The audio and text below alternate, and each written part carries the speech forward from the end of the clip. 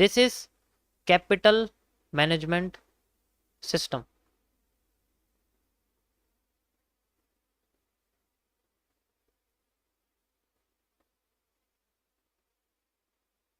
देखो guys, trading में chart analysis करना एक अलग काम है, उसके बाद ट्रेड लगाना एक अलग काम है। तो वो करने के बाद ये चीज आपको करनी पड़ेगी। इसके बारे में आप तब सोचोगे जब आप ट्रेडिंग को बिल्कुल अच्छी तरीके से समझ जाओगे, एनालिसिस करना अच्छे तरीके, उसके बाद ये चीज आती है। समझ आ रहा है? उसके बाद ये चीज आती है, ध्यान से समझो मेरी बात।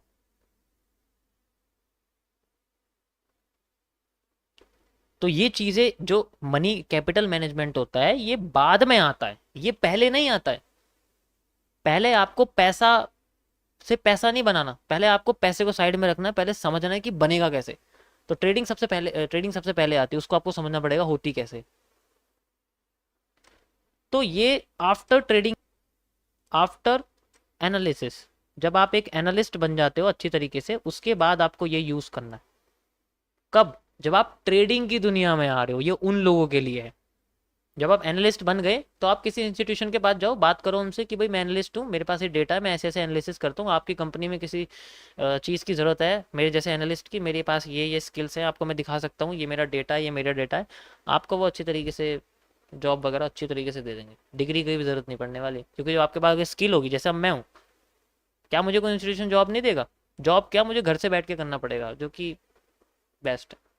तो ये उसके लिए नहीं है, ये उसके लिए जो अपनी ही कैपिटल पे ट्रेड करना चाहता है। पहले इस चीज को समझो। So this is called capital management system. सबसे पहले सेविंग्स होती है। जब हम अपनी सेविंग्स को किसी ट्रेडिंग अकाउंट, जिसे हम लोग डीमार्ट अकाउंट कहते हैं या फिर ट्रेडिंग अकाउंट कहते हैं, इसमें करते हैं तो हमारी सेविंग्स, जिसे हम लोग फंड्स बोलते हैं, जैसे हम इसको डिपॉजिट कर देते हैं ट्रेडिंग या उसमें अकाउंट में, ठीक है, इसको हम लोग बोलते हैं कैपिटल। फिर ये कैपिटल बन जाती है, हमारी कैपिटल में कन्वर्ट हो जाती है,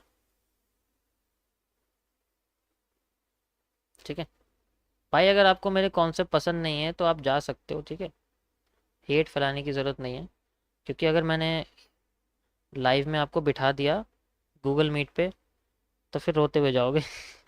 सॉरी, छोड़ो। कैपिटल इसको बोलते हैं, समझ आ गया? इसको कैसे करते हैं, मान लीजिए मेरे पास 10,000 रुपये, ठीक है,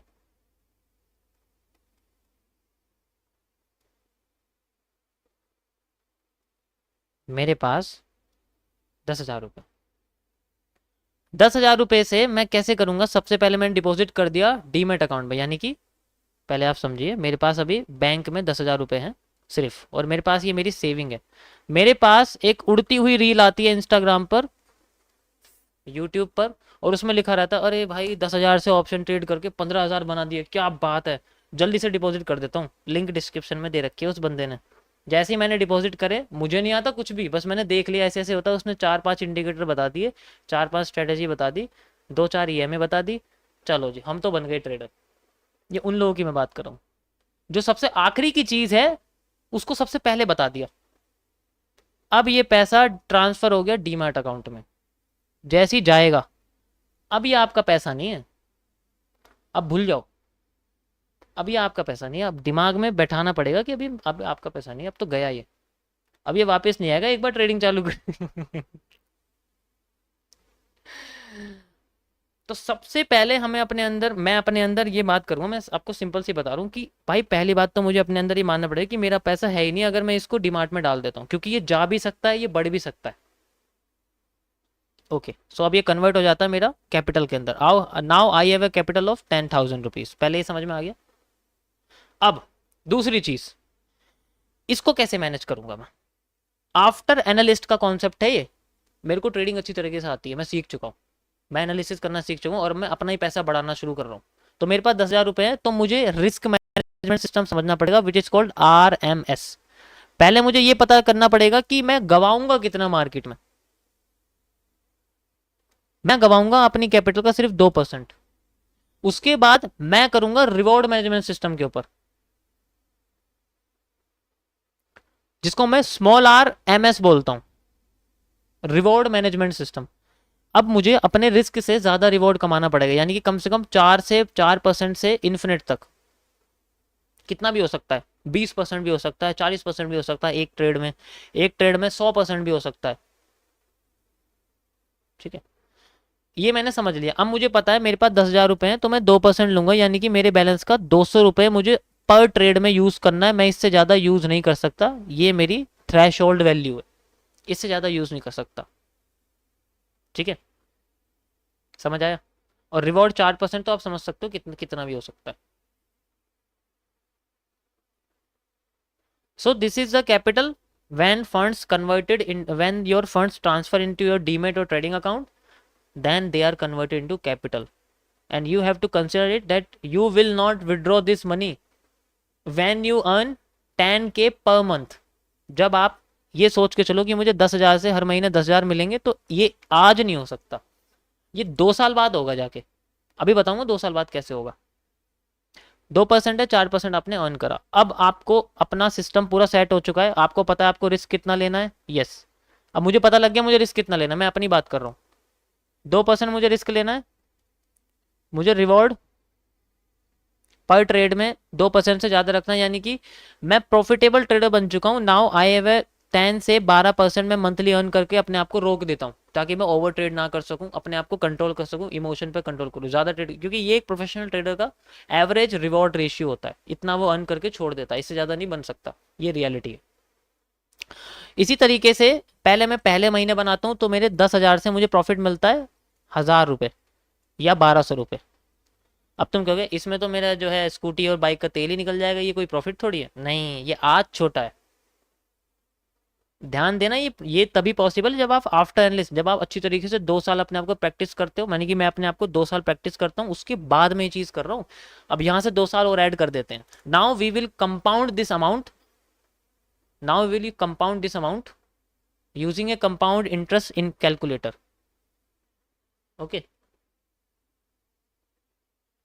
ये समझा रहा हूं मैं एक प्रोफेशनल वाले बंदे के लिए, जो ट्रेडिंग सीख चुका है, उसके लिए, बिगिनर के लिए नहीं है ये भूल जाना कि तुम नए हो मार्केट में। इस तरीके से 10,000 रुपए हैं, और मैंने यहाँ पर हर महीने 10% का इंटरेस्ट लिया, and you can see monthly हर महीने बनाता रहा, और 2 साल बाद मेरे पास हो गए 98,000 रुपीज। मान लीजिए मैं 12% बना रहा हूं, तो मेरे पास हो जाएंगे 1.5 लाख। 1.5 लाख हो गए, परफेक्ट। अब मेरे पास 2 साल बाद कितना कैपिटल हो चुका है guys? After 2 years of consistency, confidence and motivation, I have find कि मेरा कैपिटल अब 10,000 से ग्रो करके 1.5 लाख हो चुका है। नाउ अब मैं अगर इसका 10% कमाता हूं, मेरे पास अब 15,000 का प्रॉफिट है। अब मैं हर महीने 15,000 कमा पा रहा हूं। लेकिन ये तभी पॉसिबल है when you are consistent, when you have a knowledge of everything after. ये तभी पॉसिबल, ऐसा नहीं है कि मैं कंपाउंड इंटरेस्ट आपको खोल के बता रहा हूँ, बहुत आसान है कंपाउंडिंग करना, लेकिन रियलिटी में बहुत मुश्किल है। 2 साल तक लगातार 10-12% की ग्रोथ करना बहुत मुश्किल। कभी आपको 30% मिलेगा, कभी आपको 10% मिलेगा, कभी आपका माइनस में जाएगा, कोई कोई महीना माइनस में जाएगा, कभी आपको 40% मिलेगा, कभी आपको फिर 15%, ऐसे करते करते ये एवरेज रिवॉर्ड मिलेगा। इस तरीके से होता है, मेरे को एवरेज रिवॉर्ड मिलेगा, और मैं अपने कैपिटल को 1.5 लाख बना के 15,000।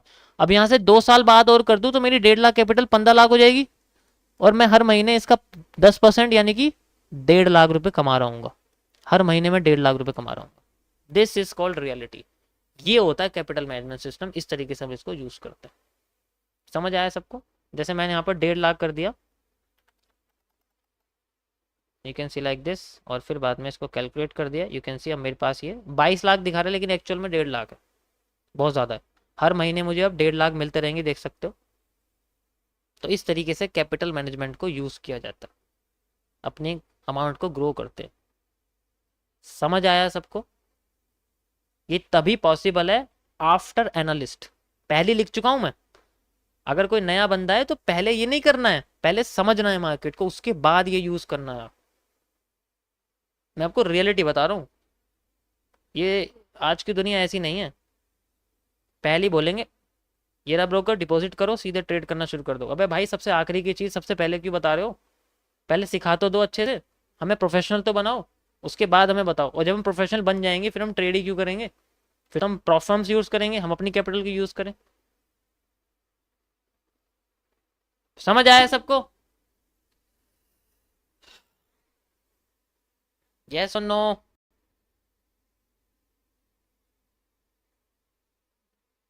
जितना पक्का ये सीएमएस होगा ना, जितना पक्का रिस्क रिवॉर्ड मैनेजमेंट होगा, ट्रेडिंग की दुनिया में रिस्क रिवॉर्ड होता है बस। जिसका जितना बड़ा रिस्क रिवॉर्ड होगा वो उतना प्रॉफिटेबल होगा। 1:17, 1:20, 1:8, तभी प्रॉफिटेबल होता है बंदा, वरना प्रॉफिटेबल नहीं हो सकता। अगर उस, और ये तभी पॉसिबल है जब आपके पास पेशेंस होगा। पेशेंस है, तुम, मैं बोल तो रहा हूँ, तुम 2 लीटर की बोतल लेके आरओ के नीचे खड़े हो जाओ, छोटी सी वो होती ना, तुम पेशेंस चेक कर लो अपना कितना है, पता लग जाएगा तुम्हें। वही पेशेंस चेक कर लो।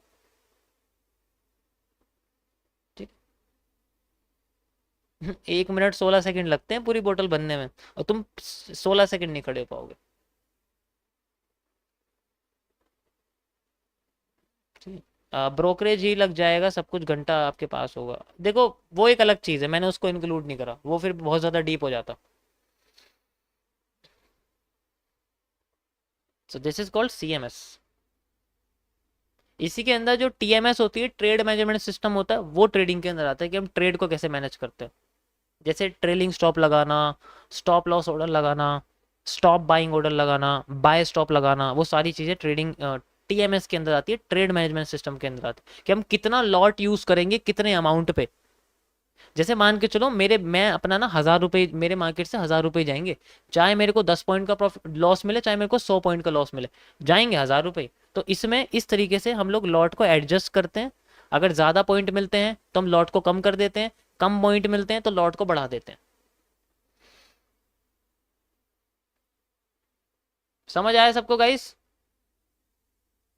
ओके, देख सकते हो मार्केट में यहाँ से रिवर्सल देखने को मिला, एंड रीटेस्टिंग के बाद मार्केट ने हम लोग को घुमा दिया। ठीक है, यहाँ तक का reversal area exact. And you can see break of structure में मार्क करके चला गया था आपके सामने, मार्केट में ब्रेक ऑफ स्ट्रक्चर हुआ एंड कंटिन्यू हो चुका है। देखो इसी पीनेंट का डेवलप्ड फॉर्म आपको देखने को मिला है, ये छोटा सा। इसमें री एंट्री रीटेस्टिंग पे ही होती है, यही तो री एंट्री और क्या है। ये तो री एंट्री है।